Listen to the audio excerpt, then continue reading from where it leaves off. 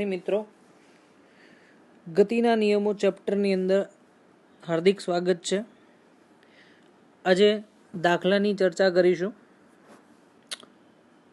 100 ગ્રામ દળના પદાર્થ પર લાગતા તેના વેગમાં પ્રતિ સેકન્ડ બળ લાગતા તેના વેગની અંદર પ્રતિ સેકન્ડ 20 સેન્ટીમીટર પ્રતિ સેકન્ડનો ફેરફાર થાય છે. તો આ બળનું મૂલ્ય ખાલી જગ્યા ન્યૂટન હશે. 100 ગ્રામના પદાર્થ ઉપર બળ લાગે છે જેના કારણે ફેરફાર દર્શાવેલો છે. તો એ ફેરફારના કારણે કેટલો બળ લાગતું હશે શોધવાનું છે. તો તમને યાદ છે કે ડીવીના છેદમાં ડીટી ઇઝ ઇક્વલ ટુ પ્રવેગ એ કહેવાય.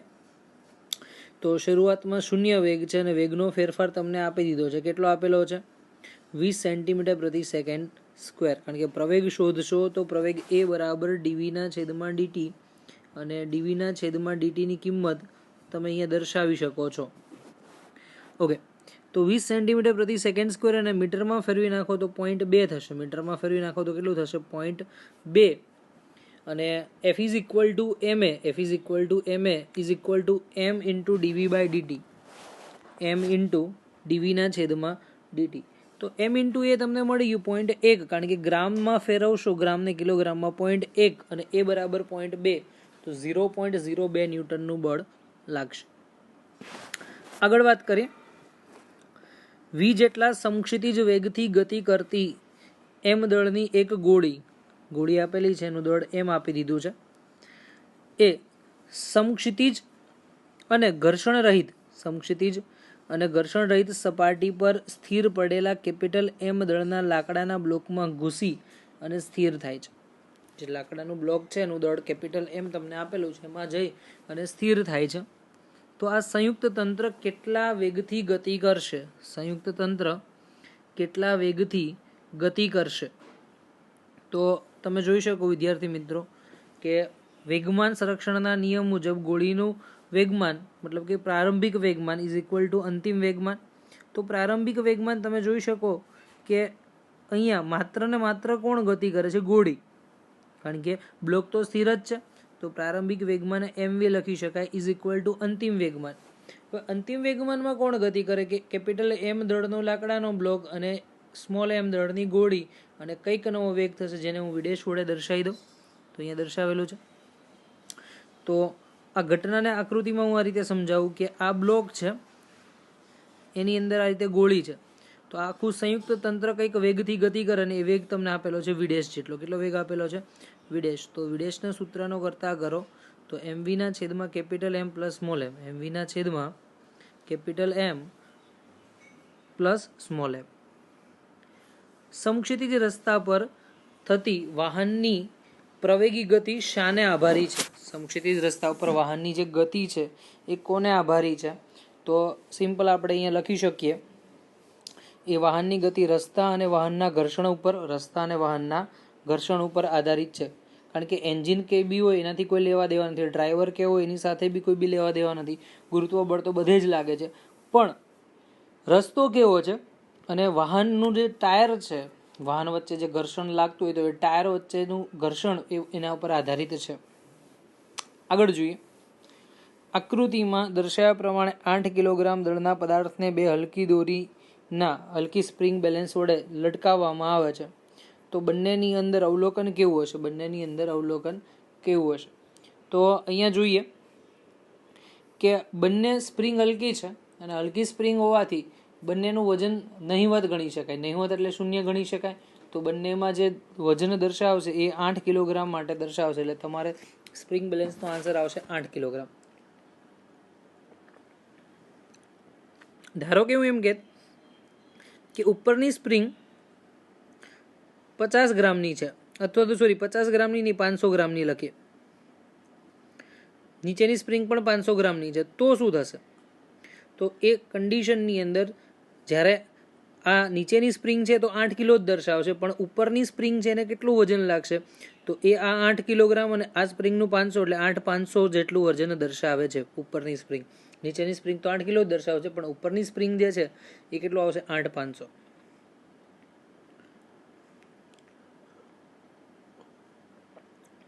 પાંચમો ક્વેશ્ચન. નીચેનામાંથી સત્ય વિધાન જણાવો. તમને 4 વિધાન આપેલા છે. એક પદાર્થનો વેગ અચળ છે પણ ઝડપ બદલાય છે. પદાર્થનો વેગ અચળ છે પરંતુ ઝડપ બદલાય છે. બીજું, ઝડપ અચળ છે પરંતુ પ્રવેગનું મૂલ્ય બદલાય છે. પદાર્થની ઝડપ અચળ છે અને અશૂન્ય તેવો પ્રવેગ મળે છે, અને ઝડપ અચળ છે અને વેગ બદલાય છે. તો સિમ્પલ કહી શકાય કે પદાર્થની ઝડપ અચળ, તો મતલબ એવું કહી શકાય કે એનો કદાચ વેગનું મૂલ્ય સરખું છે પણ દિશા તો બદલાતી હોય છે. તો સરળતાથી આપણે લખી શકીએ કે ઝડપનું મૂલ્ય અચળ હોય તો વેગનું મૂલ્ય અચળ હોય એવું જરૂરી નથી, એનું મૂલ્ય બદલાતું રહેશે.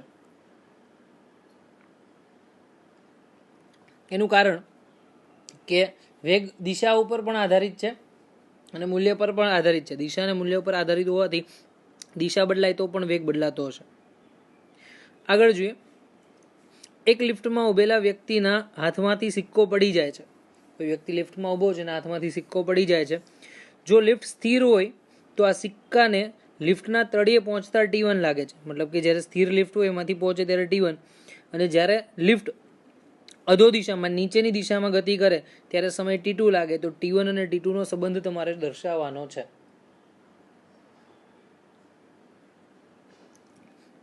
તો લિફ્ટ સ્થિર, તો એનો મતલબ એવું કહી શકાય કે મુક્ત પતનની ઘટના થાય છે.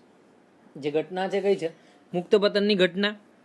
મુક્ત પતનની ઘટના માટે ડી અંતર માટે જે સમીકરણ આવશે શું આવશે? ડી બરાબર v0t plus half a t square. D બરાબર v0t plus half a t square. એમાં v0 શૂન્ય છે તો માત્ર ને માત્ર આપણે લખી શકીએ 1/2 gt સ્ક્વેર, કારણ કે ગુરુત્વ પ્રવેગ માટે g લખી શકાય ને એનાથી દર્શાવવું હોય તો gt સ્ક્વેર આવશે. ઓકે, હવે આપણે સૂત્રનો કરતા કરીએ તો T1 બરાબર શું મળશે? 2d ના છેદમાં g. 2d ના છેદમાં g. પણ લિફ્ટ નીચે જતી હોય, હવે લિફ્ટ કઈક પ્રવેગથી નીચે જાય છે, બરાબર. તો અહીંયા કીધું કે જ્યારે લિફ્ટ અધો દિશામાં ગતિ કરતી હોય તો અધો દિશાની ગતિ માટે નીચેની બાજુ વજન બળ mg આવશે. નીચેની બાજુ વજન બળ mg.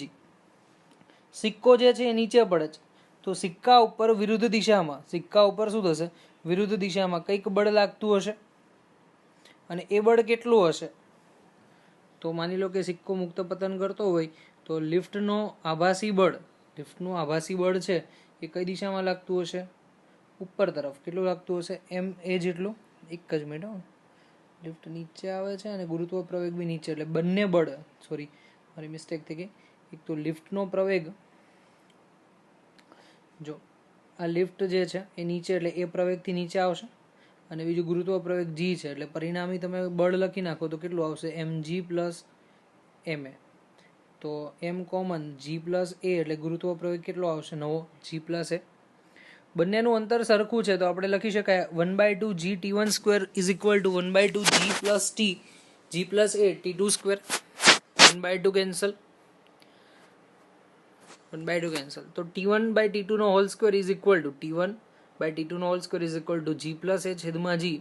વર્ગમૂળ કાઢી નાખો તો t1/t2 નો whole square is greater than જે છે એક કરતાં વધારે મળશે. g પ્લસ a એટલે પ્રવેગ વધારે થાય, એક કરતાં મોટું મૂલ્ય મળે તો t1 is greater then t2, મતલબ t1 ને જે સમય હશે એ વધારે મળશે ને t2 ને જે સમય છે એ ઓછો મળશે. સિમ્પલ, તમને ખબર જ છે કે લિફ્ટ જ્યારે નીચે જતી હોય તો એનો પ્રવેગ સિક્કા ઉપર લાગે જ છે. એનો પ્રવેગ જે છે એ સિક્કા ઉપર લાગે છે, અને સિક્કા ઉપર લાગવાના કારણે પ્રવેગ વધે. તો પ્રવેગ વધશે તો અંતર કાપવા માટેનો સમય ઘટે છે. અંતર કાપવા માટેનો સમય ઘટે એટલે t2 નાનો બનશે, t1 વધારે છે. આગળ જોઈએ, 1.5 કિલોગ્રામ દળના સ્થિર પદાર્થ પર 0.5 સેકન્ડ માટે બળ લાગે છે. બળ લાગતું બંધ થાય પછી આ પદાર્થ 2 સેકન્ડમાં 5 મીટરનું અંતર કાપતો હોય. બળ લાગવાનું બંધ થાય પછી 2 સેકન્ડની અંદર 5 મીટરનું અંતર કાપતો હોય તો આ બળનું મૂલ્ય કેટલું હશે શોધવાનું છે. બળનું મૂલ્ય કેટલું હશે તે શોધવાનું છે. તો અહીંયા જોઈએ કે બળ લાગતું બંધ થાય એ સંજોગોમાં 2 સેકન્ડની અંદર 5 મીટર અંતર કપાય તો વેગ અચળ કહી શકાય. વેગ જે છે એ અચળ થાય ને વેગ v બરાબર d ના છેદમાં t થાય. વેગ v બરાબર d ના છેદમાં t, તો 2.5 મળશે. અને એમ કીધું કે પ્રારંભનો વેગ 0 છે. પ્રારંભનો વેગ કેટલો છે? 0 છે. તો વેગમાં થતો ફેરફાર કંઈક મળશે ને એના કારણે વેગમાનમાં ફેરફાર મળશે. તો ડેલ્ટા પી બરાબર P2 માઇનસ P1 અને દળ આપેલું છે 1.5 ગુણ્યા 2.5 ઇઝ ઇક્વલ ટુ 3.75. તો ડેલ્ટા પી 3.75, પણ આપણે બળ શોધી નાખીએ એફ બરાબર, તો delta p by delta t. Delta p કેટલો મળ્યો? 3.75 મળ્યો. સમય કેટલો આપેલો છે? 2 સેકન્ડ મળશે. કેટલો મળશે? 2 સેકન્ડ. તો 3.75 સોરી 2 સેકન્ડ આપ્યો છે 0.5, મારી મિસ્ટેક, 0.5 આપેલો છે, 2 સેકન્ડ નહીં, કારણ કે તમને કીધું 0.5 માટે બળ લાગે, તો અહીંયા 0.5 વડે ભાગાકાર કરી નાખો. તો 0.5 એટલે 1/2, 1/2 અંશમાં જશે, તો 3.75 ગુણ્યા 2 એટલે 7.5 જવાબ મળશે. કેટલો આવશે? 7.5. 8મું, 0.5 કિલોગ્રામ મીટર પ્રતિ સેકન્ડના વેગમાનથી આવી રહેલા એક દડાને બેટ્સમેન દ્વારા ફટકારતા તે 0.3 કિલોગ્રામ મીટર પ્રતિ સેકન્ડના વેગમાનથી તે જ માર્ગ પર પાછો ફરે છે. મતલબ કે ધારો કે બોલ આમ જાય છે, અથડાઈને પાછો એ જ માર્ગમાં આવે છે રિટર્ન. તો એ પરિસ્થિતિની અંદર તમને કીધું કે જો સંપર્ક સમય 0.2 સેકન્ડનો હોય, સંપર્ક સમય કેટલાનો છે? 0.2 સેકન્ડનો હોય, તો બળ શોધવાનું છે. તો વિદ્યાર્થી મિત્રો, આ ક્વેશ્ચન તમે જાતે જ ગણતરી કરી શકો છો. કેમ? કારણ કે જે ગણતરી છે કયા બેઝ પર આવવાની છે? ગણતરી છે કયા બેઝ પર આવશે? Delta p divide by delta t. Delta p divide by delta t is equal to બળ એફ.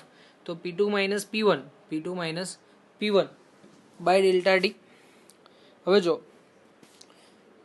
તમારે કિંમત મૂકવાની છે P2 ની કિંમત. તો P2 ની કિંમત તમને કેટલી મળશે? તો P2 ની કિંમત તમને આપી દીધી છે 0.3, આ 0.5, તો અહીંયા લખી શકાય 0.3 માઇનસ માઇનસ 0.5, કારણ કે બંનેની દિશા વિરુદ્ધ હોય, એક ધન તો બીજું ઋણ, અને સમય કેટલો આપેલો? 0.02. તો 0.8 ના છેદમાં 0.02 એટલે 40 ન્યૂટન મળશે. કેટલો મળશે? 40 ન્યૂટન. 1000 કિલોગ્રામ દળના એક બ્લોકને ટેબલની સમક્ષિતિજ સપાટી પરથી, મતલબ સમક્ષિતિજ સપાટી છે એ સપાટી પર સ્થિર સ્થિતિમાંથી ગતિમાં લાવવા માટે 200 ન્યૂટનનું બળ લગાડવામાં આવે છે. 1000 કિલોગ્રામનો એક બ્લોક છે, એને સ્થિર સ્થિતિમાંથી ગતિમાં લાવવા માટે 200 ન્યૂટનનું બળ લગાડવામાં આવે છે. તો બ્લોક અને ટેબલની સપાટી વચ્ચેનો સ્થિત ઘર્ષણાંક કેટલો હશે? મ્યુએસ કેટલાનો હશે શોધવાનું છે. મ્યુએસ જે છે કેટલો મળે એ શોધવાનું છે. તો અહીંયા જો F is equal to mu s N, F is equal to mu s N, અને અહીંયા સપાટી માટે તમે લખો તો લંબબળ N ઉપર લાગશે અને એનું સમતોલન કરતું બળ mg નીચે લાગશે. આ બાજુ ઘર્ષણ બળ F લખી નાખો તો એનું મૂલ્ય મળશે F is equal two mu s into N. તો mu s is equal two F ના છેદમાં mg, સૂત્રનો કરતા કરશો તો mu s is equal two F ના છેદમાં mg, F 200, M 1000, G 10, એટલે જવાબ આવશે 0.02. કેટલો આવશે? 0.02. આગળ જોઈએ. નિયમિત અચળ ઝડપથી ગતિ કરતી ટ્રેનમાં બેઠેલ મુસાફર તેના હાથમાં રહેલા સિક્કાને ઉર્ધ્વ દિશામાં ઉછાળે છે. પોતાના હાથમાં સિક્કો હોય એને ઉર્ધ્વ દિશામાં ઉછાળે છે, અને થોડી વાર સિક્કો તેના હાથમાં પાછો આવે છે. તો આ દરમિયાન સિક્કાની ગતિ ટ્રેનની બહાર જમીન પર ઉભેલા નિરીક્ષકને કેવી દેખાશે? જે બહાર ઉભેલો નિરીક્ષક છે એને કેવી દેખાશે એ તમારે સમજવાનું છે. તો સિમ્પલ છે કે તમે સિક્કો ઉછાળો, બહારથી કોઈ માણસ જોવે તો એ સિક્કો શું થશે? આમ આખો ગતિ કરીને પોતાના હાથમાં આવતો એવો લાગશે. સીધો તો હાથમાં આવશે એવું દેખા જ નહીં. એ બહારથી જોવાવાળા માણસને શું લાગશે કે પરવલય આકારે.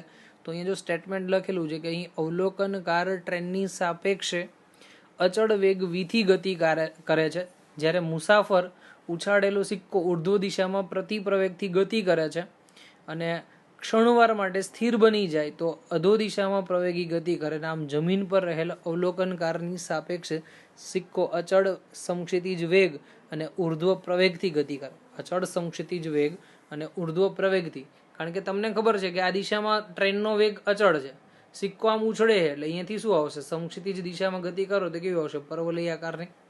કારણ કે મેં આગળ પણ કીધું હતું કે જ્યારે વેગ અચળ હોય સમક્ષિતિજનો અને ગુરુત્વ પ્રવેગ શિરોલંબનો અચળ હોય, ગુરુત્વ પ્રવેગ શિરોલંબનો અચળ હોય તો એ પરિસ્થિતિની અંદર જે ગતિપથ છે હંમેશા કેવો મળશે? પરવલય આકાર. ગતિપથ છે કેવો મળશે? પરવલય આકાર. તો આ કન્ડિશન જે છે અહીંયા તમને દર્શાવેલ છે.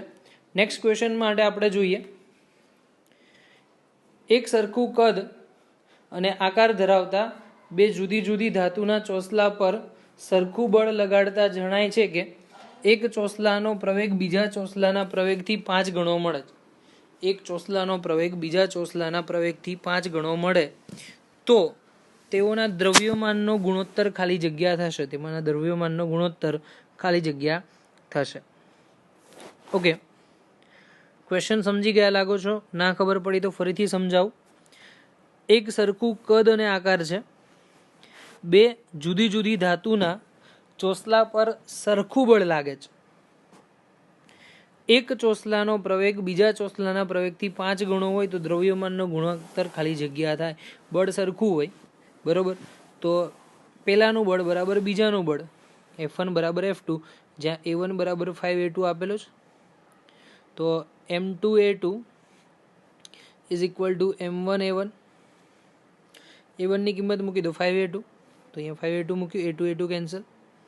તો M1 ના છેદમાં M2 5 છેદમાં જશે તો 1/5. M1/M2 is equal two 1/5.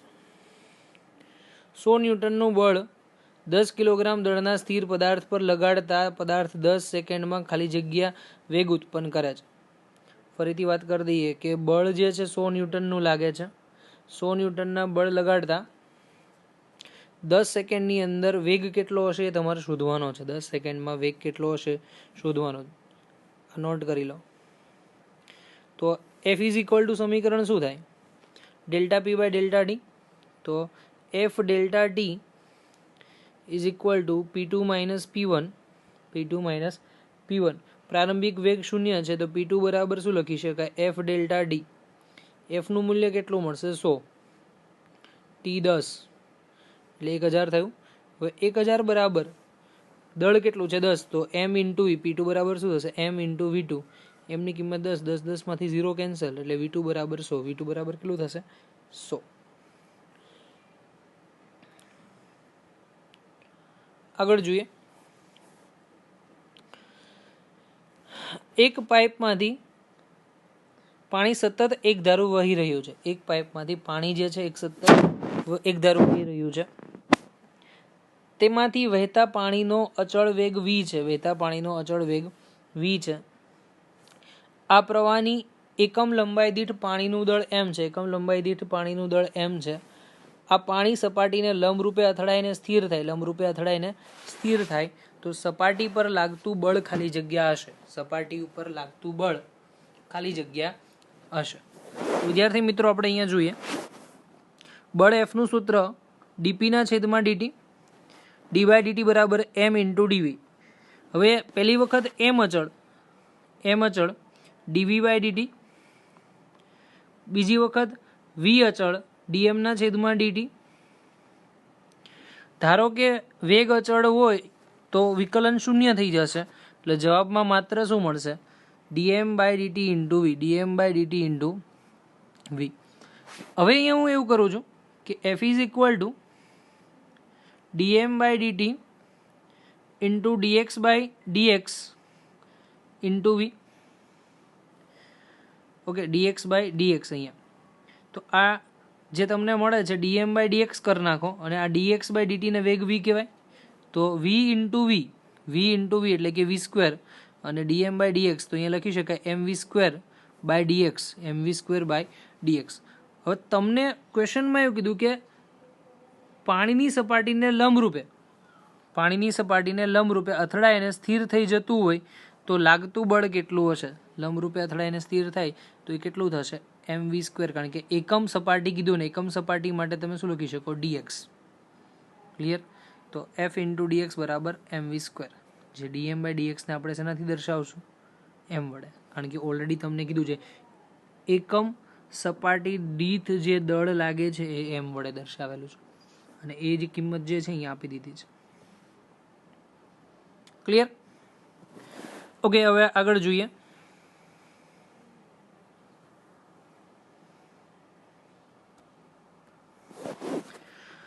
સ્થિત ઘર્ષણાંક, ગતિક ઘર્ષણાંક અને રોલિક ઘર્ષણાંકનો સંબંધ સૌથી વધારે સ્થિત ઘર્ષણાંક, પછી ગતિક અને એનાથી ઓછું રોલિંગ. તો mu s greater than mu k greater than mu r. 60 ડિગ્રીનો ખૂણો ધરાવતા ઢાળની સપાટી પર 20 કિલોગ્રામ દળનું એક ચોસલું સ્થિર રાખેલ છે. જો દેખાય તમને આકૃતિમાં, તો ચોસલા ઉપર લાગતું લંબબળ ખાલી જગ્યા હશે. તો વિદ્યાર્થી મિત્રો, પહેલાં તો આપણે એનો ગણતરી કરીએ. આકૃતિ હું અહીંયા સમજાવું તમને. આ રીતે ચોસલું છે, અહીંયા બળ લાગશે વજન બળ mg, આ દિશાનો ઘટક mg cos થીટા,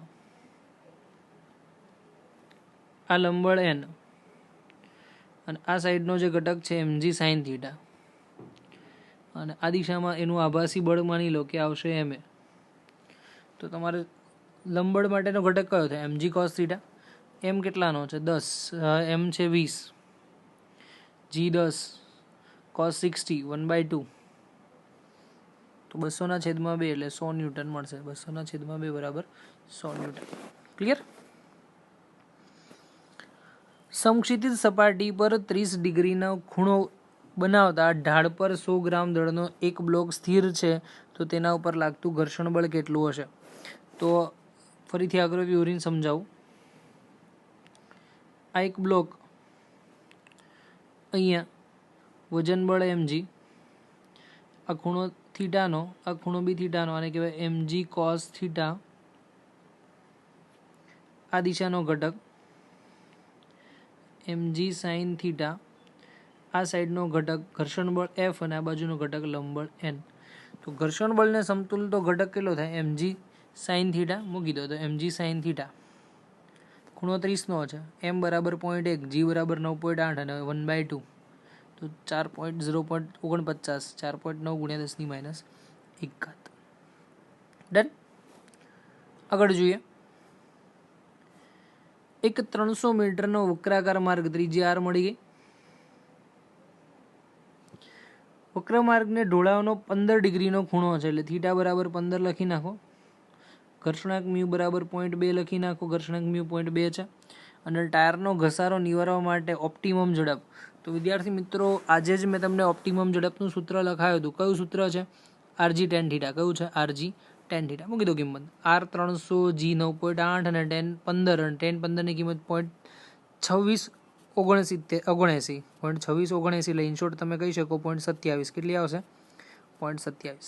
તો સમગ્ર ગણતરી કરશો એટલે જવાબ મળશે 28.1 મીટર પ્રતિ સેકન્ડ. કેટલો આવશે? 28.1 મીટર પ્રતિ સેકન્ડ. આગળ જો 30 મીટર ત્રિજ્યા r લખી નાખો. મોતના કૂવામાં એક પોલી ગોળાકાર ચેમ્બર જે છે, એમાં છિદ્રો વાળી પ્રેક્ષકો બેઠા હોય. તમે સર્કસમાં ગયા હશો, આમ આખી છે ને આવી ગોળાકાર ચેમ્બર હશે. અહીંથી આમ આ રીતે તમને નાની નાની જાળીઓ દેખાશે ને એમાં ગોળ ગોળ કોઈ માણસ ફરતું હશે. આ રીતે આમ ગોળ આટા ફરતા હોય. કદાચ ભારત મૂવી તમે જોયું હોય તો એમાં આવું આવેલું છે. બરાબર. તો મોતનો જે કૂવો છે એમાં કીધું કે એક મોટરસાઇકલિસ્ટ જે છે ઉર્ધ્વ સમતલમાં મોટરસાઇકલ ફેરવે છે, એટલે અહીંયાથી આમ ફેરવે છે. આખો ગોળો છે ને અહીંયાથી આમ ફરે છે. બરાબર. ઉર્ધ્વ સર્કલમાં આ રીતે ગોળ ફરે છે. તો જ્યારે મોતના કૂવામાં સૌથી ઉપરના બિંદુએ હોય તો એની ઝડપ ખાલી જગ્યા હોય છે. મેક્સિમમ ઉપરની લિમિટ પર હોય ત્યારે ઝડપ કેટલી હોય? તો જો અહીંયા આવશે, મેક્સિમમ લિમિટ ઉપર હોય તો આ પાર્ટમાં તમે જોઈ શકો. સર્કલથી બનાવી દો આ રીતનું સર્કલ. ઉપરના બિંદુએ છે તો અહીંયા મોટરસાઇકલિસ્ટ હોય તો આ નીચેની બાજુ શું લાગશે? વજન બળ mg લાગશે. અને એ સ્પીડમાં જતો હોય તો ઉપરની બાજુ કેન્દ્ર ત્યાગી બળ mv²/r આવશે. કયું આવશે? mv²/r. તો બે બળોનું શું થવું જોઈએ?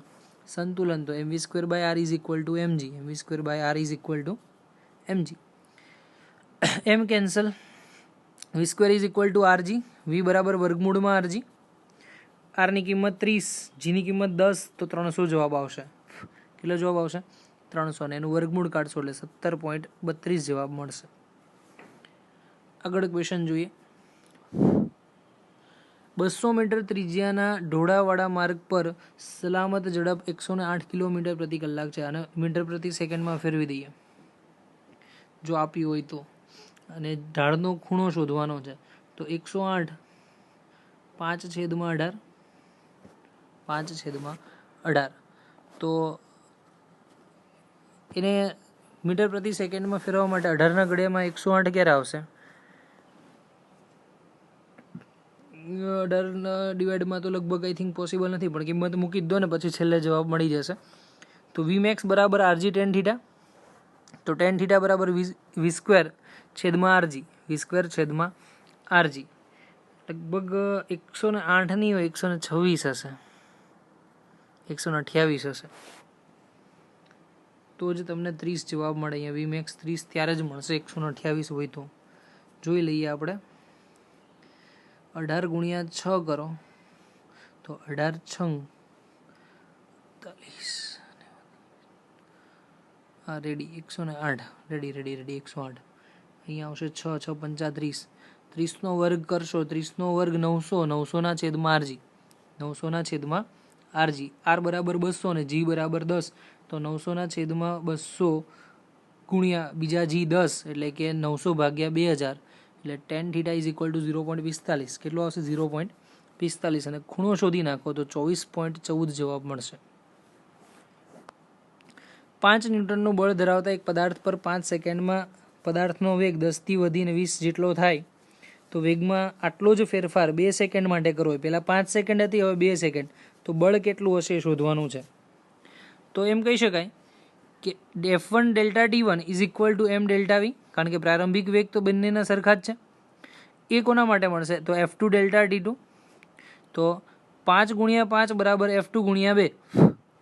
આખું સમીકરણ ફરીથી સમજાવી દઉં તમને. સમીકરણ કંઈક આવું મળે. Delta P is equal to f delta T. પહેલા પદાર્થ માટે F1 delta T1 is equal to f delta T2. F1 કેટલાનો મળે? પહેલી વખત 5. સમય કેટલાનો છે? 5. બીજી વખત F શોધવાનો છે, F2 શોધવાનો, અને સમય તમને આપી દીધો છે 2. 25ના છેદમાં 2 એટલે 12.5, મતલબ 12.5 જવાબ મળશે. એક છોકરો દડો કેચ કરતી વખતે 6 ન્યૂટન ઇન્ટુ સેકન્ડનો આઘાત અનુભવે છે. જો દડાનું દળ 200 ગ્રામ હોય તો દડાની ઝડપ કેટલી હશે તમારે શોધવાની છે. મૂકો કિંમત. એફ ઇન્ટુ ડેલ્ટા ટી બરાબર ડેલ્ટા પી, કારણ કે સિમ્પલ તમે ગણતરી કરી શકો. એફ ઇન્ટુ ડેલ્ટા ટી બરાબર ડેલ્ટા પી વેગમાનનો ફેરફાર. M v two minus v one, અને અંતિમ વેગ છે એ 0 થશે. કેમ? કારણ કે જ્યારે હાથમાં પકડાય છે એટલે દડાનો વેગ કેવો થઈ જશે? 0. તો V2ને સૂત્રનો કરતા V1ને સૂત્રનો કરતા કરો, V2 0 લઈ લો તો આવું લખાશે એફ ડેલ્ટા ટી છેદમાં માઇનસ આવશે તો માઇનસ એમ લખી નાખો એટલે જવાબ આવશે એફની કિંમત 6, ડેલ્ટા ટીની કિંમત તમને કીધું છે એફ ઇન્ટુ ડેલ્ટા ટી આપી દીધું છે બળનો આઘાત એટલે 6 છેદમાં 0.2. માઇનસ કિંમત નથી જોઈતી કારણ કે બધું મૂલ્યમાં જ આપેલું. 6 ભાગ્યા 2 એટલે 3, 1 પોઈન્ટ ઉપર જશે એટલે 30 જવાબ તમને મળશે. કેટલો આવશે? 30 જવાબ. 2 કિલોગ્રામ દળનો એક કણ પ્રારંભિક સ્થિર છે. તેના પર લાગતા બળનું મૂલ્ય સમય સાથે બદલાય છે. એફ વિરુદ્ધ ટીનો આલેખ દર્શાવ્યો છે. તો 10 સેકન્ડ પછી કણનો વેગ શોધવાનો છે. તો તમને યાદ છે મેં હમણાં આગળ પણ કીધું હતું કે કણનો વેગ શોધવો હોય તો તમારે પહેલાં વેગમાન શોધવું પડે, અને વેગમાન શોધવા માટે શું કરવાનું? એફ વિરુદ્ધ ટીના આલેખનું ક્ષેત્રફળ. એફ વિરુદ્ધ ટીના આલેખનું ક્ષેત્રફળ. તો શોધવા માટે પહેલાં જો એક આ પોર્શન, બીજો આ પોર્શન, ત્રીજો આ પોર્શન અને ચોથો આ પોર્શન, 4 પોર્શનના ક્ષેત્રફળ જોઈએ. તો પહેલો ત્રિકોણ છે તો 1/2 પાયો ગુણ્યા વેધ. તો 1/2 પાયો કેટલાનો છે? 2નો, અને વેધ કેટલાનો છે? 10નો. તો 2 ગુણ્યા 10. બીજા માટે જો ચોરસ, લંબચોરસ જેવું છે એટલે લંબાઈ ગુણ્યા પહોળાઈ 2 ગુણ્યા 10, કારણ કે આ અંતર 2 અને 4 વચ્ચેનું 2 અને હાઇટ જે છે એ 10. ઓકે, હવે ત્રીજું તમે જો. હવે ત્રીજાની અંદર તમને 2 ભાગ પડે છે. કઈ રીતે? તો આટલો જે પોર્શન છે ને એ તો ચોરસ થઈ ગયું, એ પોર્શન છે ચોરસ થઈ ગયું. તો એ ચોરસ માટે તમે શું લખી શકો? લંબાઈ ગુણ્યા પહોળાઈ એટલે સેમ 2 ગુણ્યા 10 જ થશે, કારણ કે 4 અને 6 એટલે 2નો ડિફરન્સ અને આ બાજુ 10નો. હવે ઉપર ત્રિકોણ છે તો એ ત્રિકોણ માટે શું લખાય? 1/2 પાયો ગુણ્યા વેધ. 1/2 પાયો જુઓ અહીંયાથી, આ 10 અને 20 એ વેધ થયો એટલે 10 થયો, અને પાયો 4 અને 6 એટલે 2 થયો. તો 1/2 2 ગુણ્યા 10, અને લાસ્ટ ફરીથી પાછો ત્રિકોણ તો 1/2 પાયો 8 અને 6 અને 10 એટલે 4નો થયો, અને વેધ 20નો થયો. તો ગણતરી કરી નાખો. આનો જવાબ 10, 20, 20, 10 અને 40. તો 10, 20, 20, 10 અને 40 ટોટલ જવાબ આવશે 100.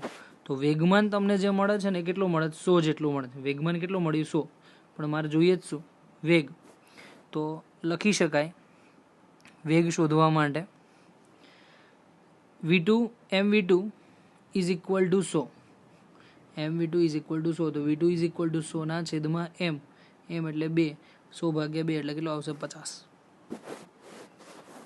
આગળ જોઈએ. એક લિફ્ટના તળિયે થીટા કોણનો એક ઘર્ષણ રહિત ઢાળવાળો પદાર્થ ઢાળ પર એક પદાર્થ મૂકેલો છે.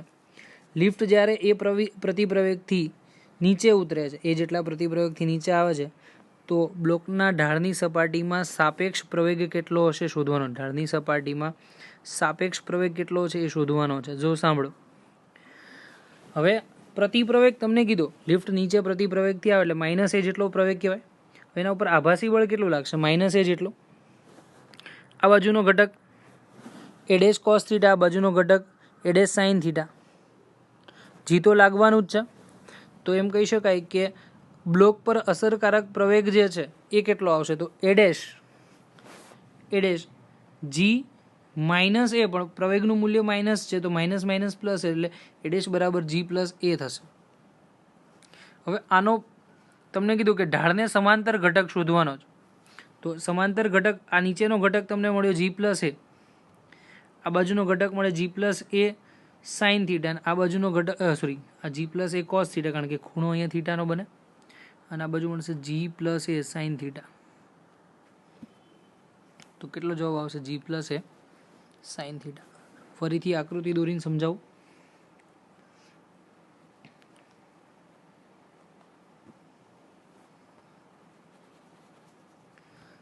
કમ્પ્લીટલી તમને ખબર પડશે.